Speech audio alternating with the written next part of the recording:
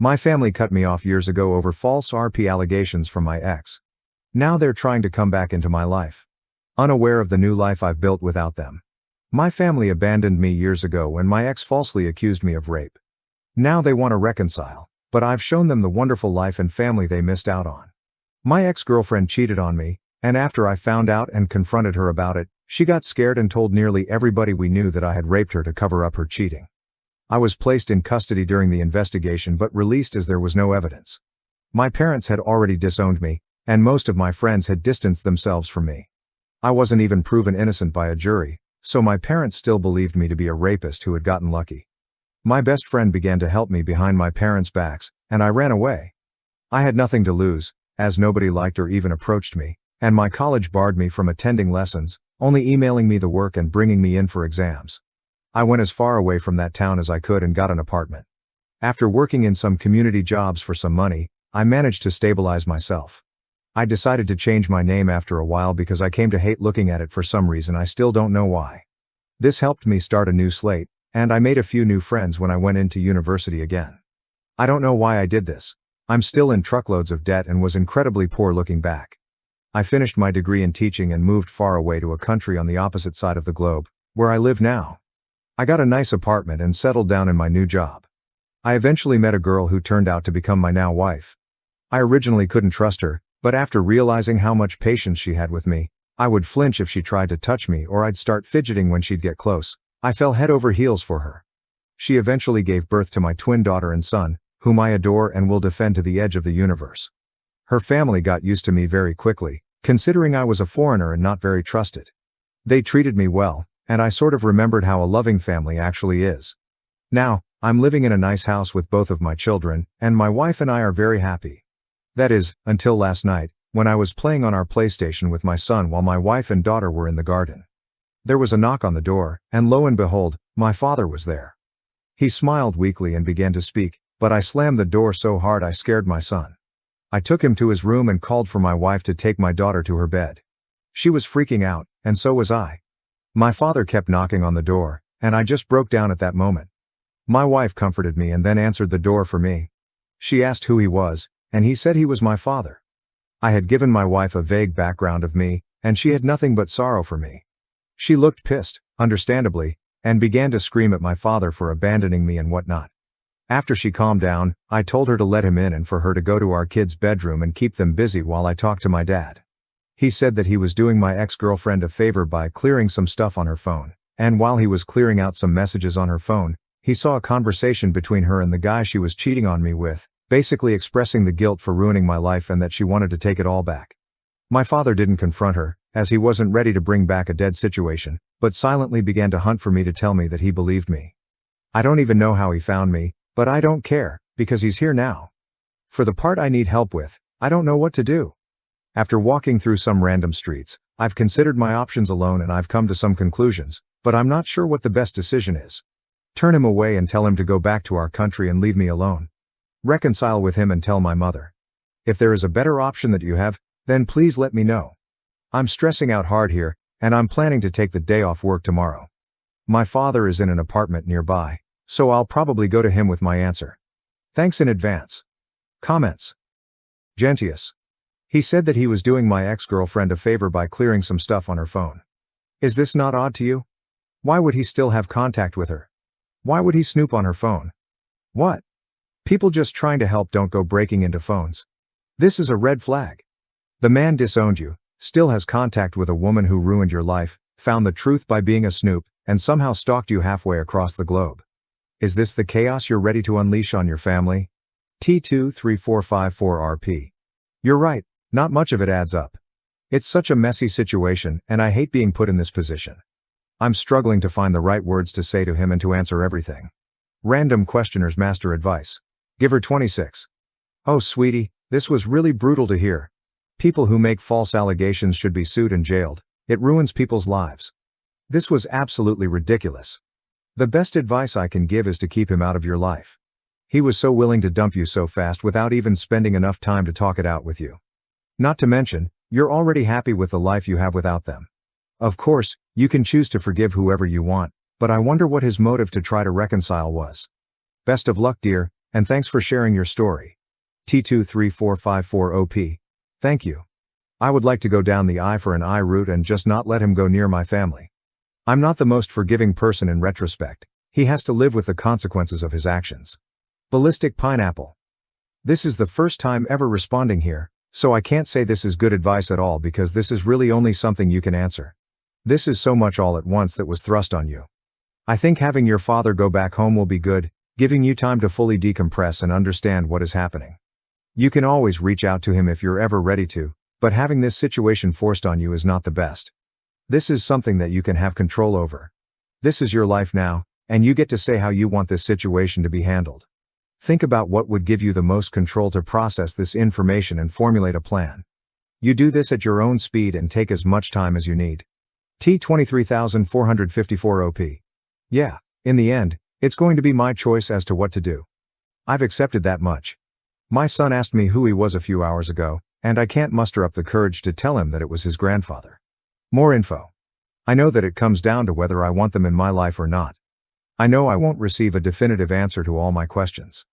I guess I'm just trying to wrap my head around it all while putting together different answers from different people. Looking back, I'm baffled as to why they just dumped me like that. Maybe she made some fake texts, but she would have shown the police, and I vividly remember them saying there was little to no evidence backing her up. Not much of it adds up, and I still struggle to connect the dots. Not that I want to. It all merges into a bad dream at times. Thanks anyway. I'll get to a choice eventually. Update 1. Hi everyone. I'm sorry that I haven't said anything recently. I have come to the decision that I will not reconcile with my father. I simply couldn't find it in myself to forgive him. Some of you might want a story, so here is how it went down. The day after I made the post, I visited my father in his hotel, and I told him that I wouldn't reconcile with him or anything like that. He had tears in his eyes but was understanding. He said he told my mother about what happened and cut my ex-girlfriend off from the family entirely. As many of you questioned, I asked him why they were still in contact with her. He said that she apparently felt too guilty to let us go. I'm not too inclined to believe it, as were many of you, but it's closure enough for me. Apparently, my mother didn't take the news too well and tried to get my phone number, but my father didn't let her. I'm not sure what I could really trust, given that I feel most of it is just a ploy to get me back into their lives. But after they threw me out onto the streets like a rabid dog, it just makes me sick. My son did end up asking who was at the door, but I told him that it was a colleague. When they're older and we're going through tough times, I plan to tell both of them what happened to me in my past to let them know that I understand. We're all fine. It shook me up a bit, but I hope I have my father's word in him keeping my new life a secret. If anything else happens, I'll keep you updated, but I think the matter is resolved for now. Thank you all so much for the support and good words. If anybody you know has gone through the things I have, be there for them. You cannot throw them to the streets. Always stay alongside them and make sure they're happy, even if they have to move across the planet to be so. Update 2. I was living peacefully before my father found me, and it kicked off a chain of events that led to this post. I recently had an incident with my family involving them breaking a promise. It angered me incredibly, and after a lot of thought, I decided I would face them directly. I flew back to my home country and met with everybody involved, my mom, dad, brother, and even the girl who accused me. I was nervous, of course, but I was shocked when I realized I didn't really see them as family. I recognized them, of course, but I didn't see them the way I see my wife, my kids, and my in-laws.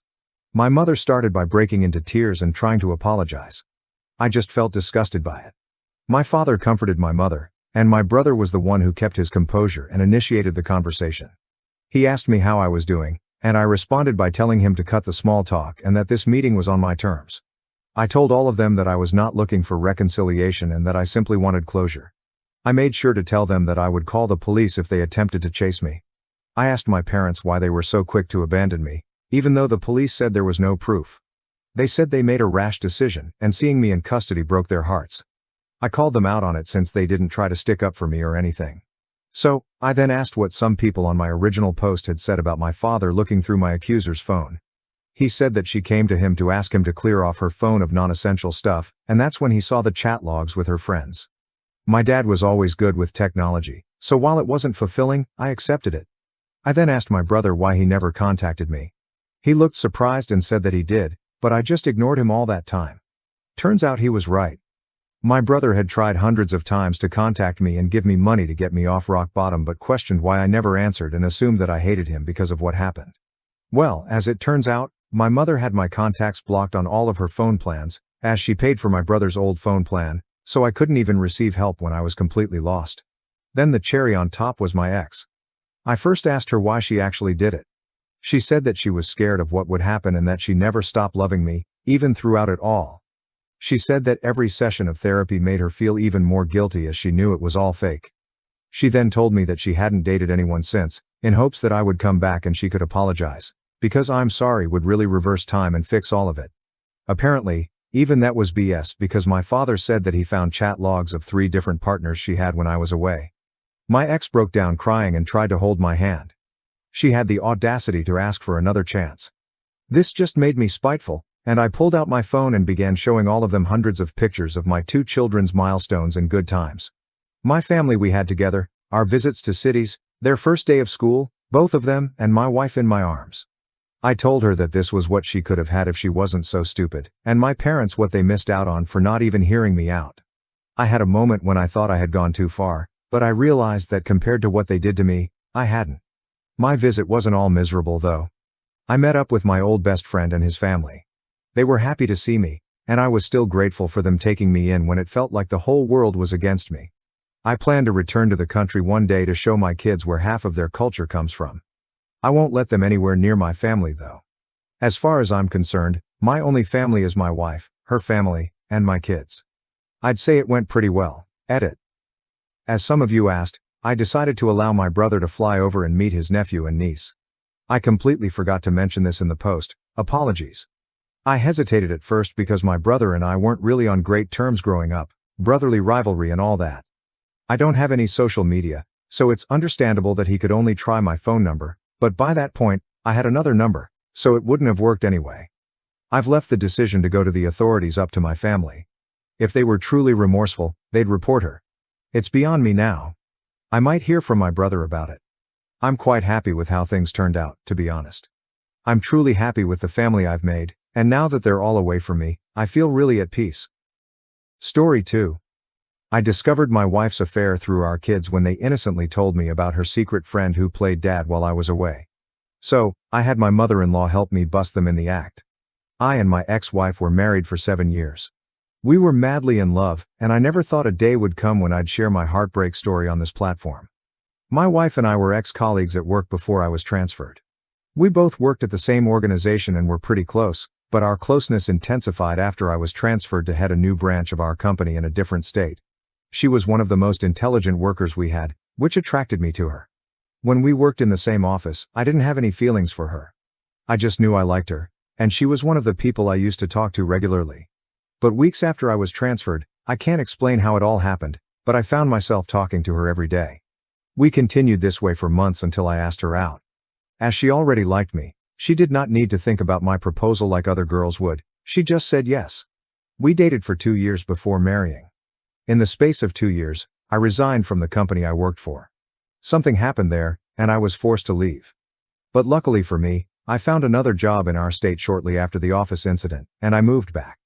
This second job was way better than the first, but the only disadvantage was that it demanded I travel regularly. In the first year of our marriage, my wife and I had a daughter, and in the 4th year, she gave birth to a boy. Becoming a father was one of the best things that happened to me, and I sacrificed so much to ensure my wife and kids were comfortable.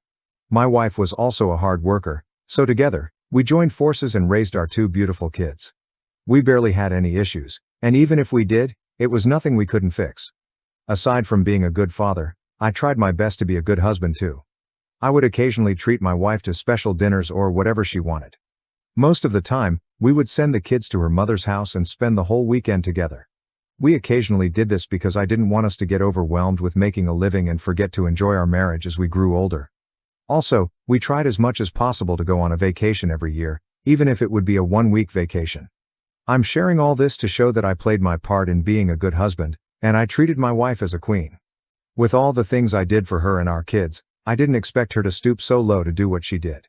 Even though I knew she was earning a decent amount, we split the bill 60-40. I took care of most of the things, and if anyone sacrificed the most in our years of being married, it was me. I supported her in both good and bad times, including the time she had issues with her mother for 2 years. For those 2 years, she did not let her mother see the kids. There was absolutely nothing I didn't do to support her.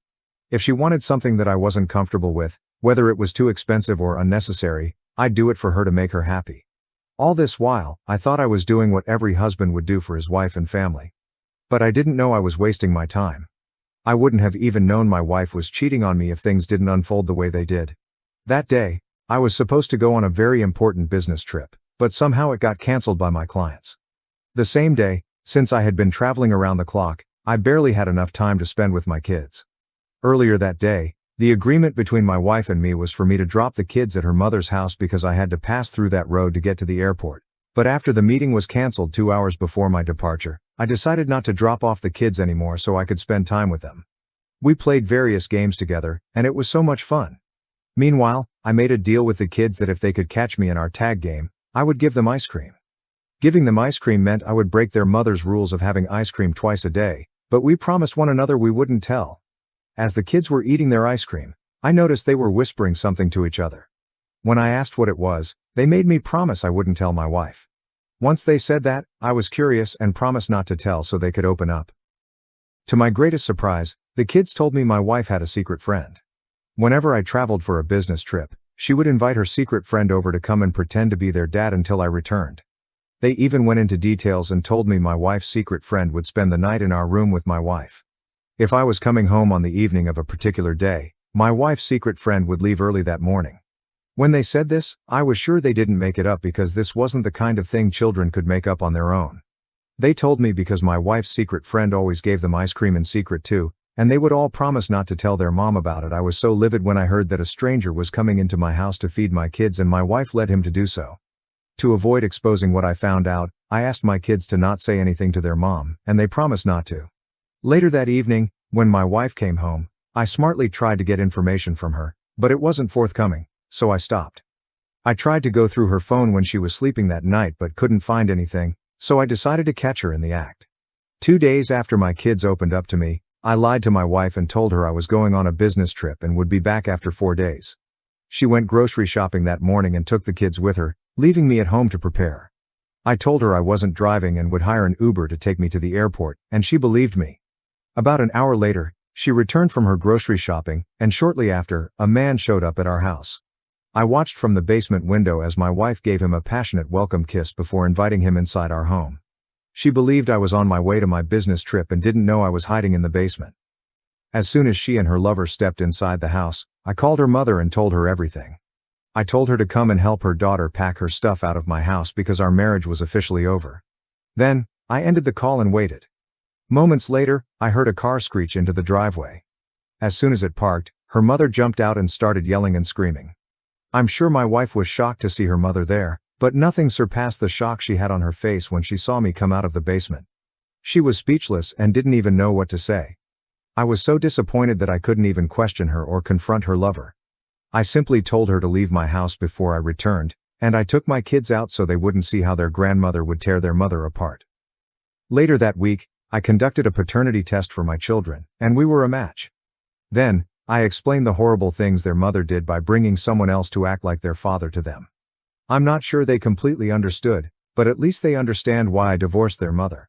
I hired a good lawyer, and he helped me get custody of my kids.